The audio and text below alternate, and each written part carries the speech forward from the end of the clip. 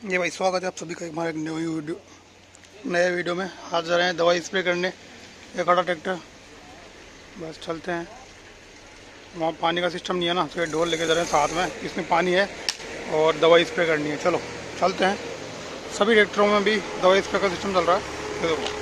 वाह चल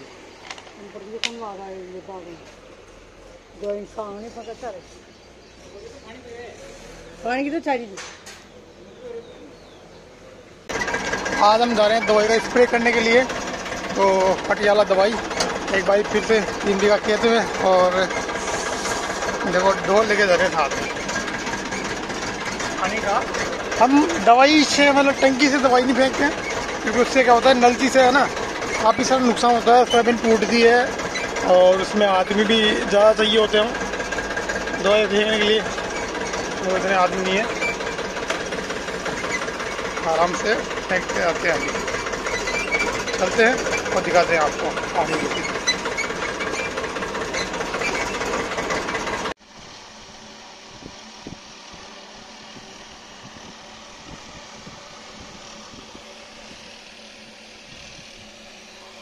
ये स्प्रे चालू है।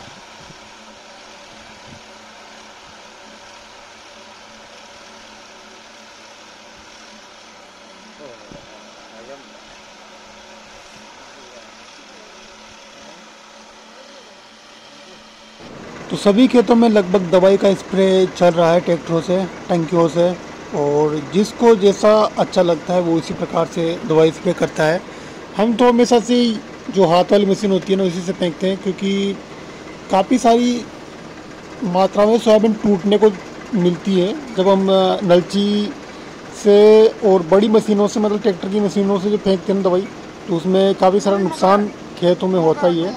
और वैसे सोयाबीन का क्या है, फिर से खड़ी हो जाती है, लेकिन उसमें क्या है, मात्रा भी, या तो आप उसी हिसाब से उसमें मात्रा डालो कि कितना आपको उसमें दवाई डालना है, कितना उसमें पानी रखना है। और अगर आपके पास उतने ही खेत हैं तो उस हिसाब से आप डाल सकते हो पूरी टंकी भर के। अपने पास खेत कम है और खेत सारे एक जगह पे नहीं है, इसलिए दिक्कत आती है। और बड़ी बात यह है कि अपने पास मशीन भी नहीं है फेंकने के लिए, जो ट्रैक्टर वाली मशीन है ना, वो नहीं है। मेन तो यही है। और अगर होती तो करना कुछ ना कुछ जुगाड़ करते, लेकिन नहीं है तो हम फिर उस छोटी मशीन से ही फेंकते हैं। और हमारे जो क्या है, अलग अलग छोटे छोटे टुकड़े हैं, अलग अलग खेत है ना, तो उस हिसाब से डाल देते हैं हम। हमें यही अच्छा लगता है, इसलिए हम इसी से फेंकते हैं। अगर आपको वो ज़्यादा अच्छा लगता हो तो उससे आप दवाई स्प्रे कर सकते हो। बस आप मात्रा सही लिमिट में डालना कि कितना जो है दवाई डालना चाहिए, कितने बीघा खेत में, उस हिसाब से अगर आप डालोगे ना, तो आपको कोई प्रॉब्लम का सामना करना नहीं पड़ेगा। और अब अभी जो देख रहे हो, दोनों साइड पे खेतों में बहुत गजब की हरियाली हो रही है।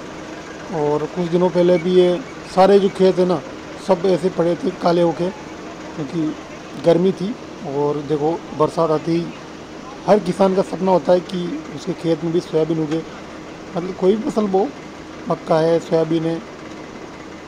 तो ये फसलें, यहाँ से हम अंदर चलना पड़ेगा, यहाँ से रोड छोड़ना पड़ेगा।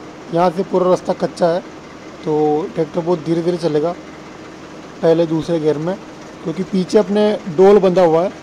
तो अगर हम ज़्यादा तेज़ चलाते हैं तो डोल क्या है, पूरा पानी बिखर जाएगा उसका, तो फिर दवाई स्प्रे कैसे करेंगे हम, गंदा पानी बढ़ना पड़ेगा फिर। हाँ, तो धीरे धीरे चलाना पड़ेगा ट्रैक्टर को। यहाँ पे काफ़ी बड़ा एक खड्डा टाइप हो रहा है, तो उस हिसाब से धीरे धीरे यहाँ पे ट्रैक्टर को निकालना पड़ेगा।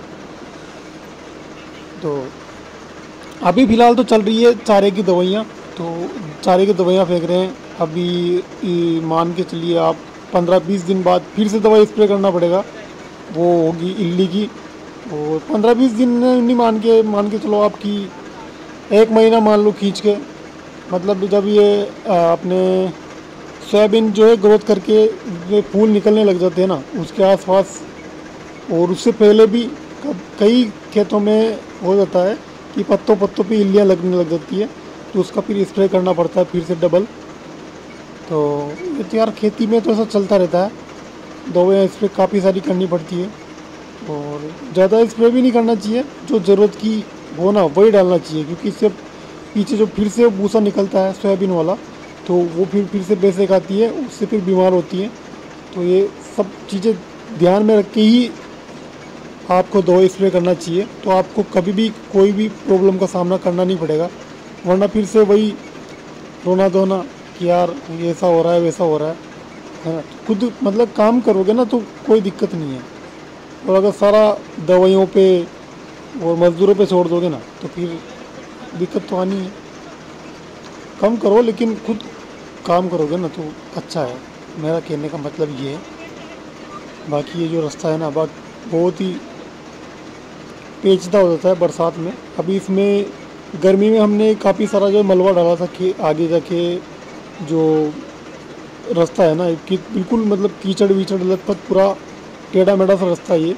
तो पिछली बरसात में 2-3 बार ट्रैक्टर फंस गया था अपना, इसलिए।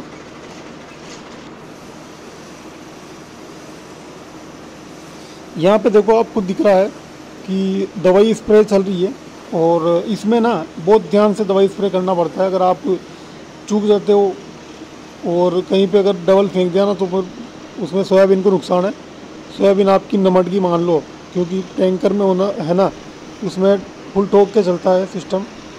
इस दवाई स्प्रे में पूरी मतलब डब्बियाँ डाल देते हैं लोग, पूरा जो होता है ना डिब्बा वो पूरा डाल देते हैं एक साथ में, तो उसमें पता ही नहीं चलता कि कितना क्या हो रहा है क्या नहीं हो रहा है। इसका भी एक अंदाज़ा होना चाहिए, लिमिट होना चाहिए। पूरा गणित लगा के ही काम करोगे ना जब जाके आपको अच्छा रिजल्ट मिलेगा। वरना या तो आपके चारा जो है मरेगा ही नहीं, और अगर मरेगा तो फिर सोयाबीन को भी ले बैठेगा। तो लिमिट का होना चाहिए, हर काम लिमिट में ही अच्छा लगता है। यहाँ पे अपने देखो 1 नंबर चल रहा है सिस्टम। इससे क्या होता है, इसमें 2 फ़ायदे हैं। एक फ़ायदा तो ये है कि किसान जब भी चाहे जैसा चाहे वहाँ पर मतलब चारा अगर ज़्यादा है ना तो वहाँ पे रोक के प्रेशर लगा सकता है, डाल सकता है अच्छे से। और इसमें जो है लिमिट जो है अपने हिसाब से इसमें ऐसी बनी हुई है कि भाई 40 ml डालना है, तो 40 ml का ही नाप बना हुआ है, तो उस हिसाब से डल जाता है। तो ये 2 फ़ायदे बेस्ट लगे मेरे को इसमें। और अगर छोटा खेत है ना तो इसमें भी सबसे बेस्ट जुगाड़ है फेंकने के लिए, दवाई स्प्रे करने के लिए। अगर आपके पास खेत ज़्यादा है ना तो फिर वो टैंकर वाला जो सिस्टम है ना वही बेस्ट है। इसमें परेशान होते हैं लोग। ये आगे से चल के आ रहा है जॉन डियर, हमारे गांव का 5039 है, और ये भी दवाई स्प्रे करने के लिए आ रहा है ट्रैक्टर। देखो कैसा रास्ता हो रहा है, तो बहुत दिक्कत आती है रास्तों में यार। अभी खेत के जो रास्ते होते हैं ना, और राजस्थान में तो इतने पत्थर है भाई साहब, पता नहीं है कहाँ से पत्थर निकल के आते हैं।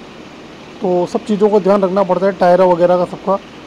साइड से पत्थर आते हैं, और यहाँ ऐसी जगह पे अगर मान लो टायर पंचर हो जाए ना तो हालत ख़राब हो जाए आदमी की। कहाँ से क्या करे सिस्टम, कैसे बिठाए। हाँ, तो ट्रैक्टर आगे जाएगा ना पीछे जाएगा, पतली सी गली है, और काम अलग से रुक जाएगा, वो बड़ा सिस्टम है फिर। जॉन डियर भी काफ़ी अच्छा ट्रैक्टर है भाई साहब, गजब का। और लगभग अपने भी ये आधे खेत में स्प्रे हो गई है, आधा खेत बचा हुआ है। तो इसको फटाफट से निपटाते हैं और घर चलेंगे, क्योंकि धूप बहुत तेज़ है आज, और शाम को फिर से पानी आने वाला है, क्योंकि आज नेट पे पानी दिखा रखा है ना, तो पानी भी आने वाला है। जल्दी से इस खेत को निपटाते हैं और चलते हैं। ये अपना ट्रैक्टर,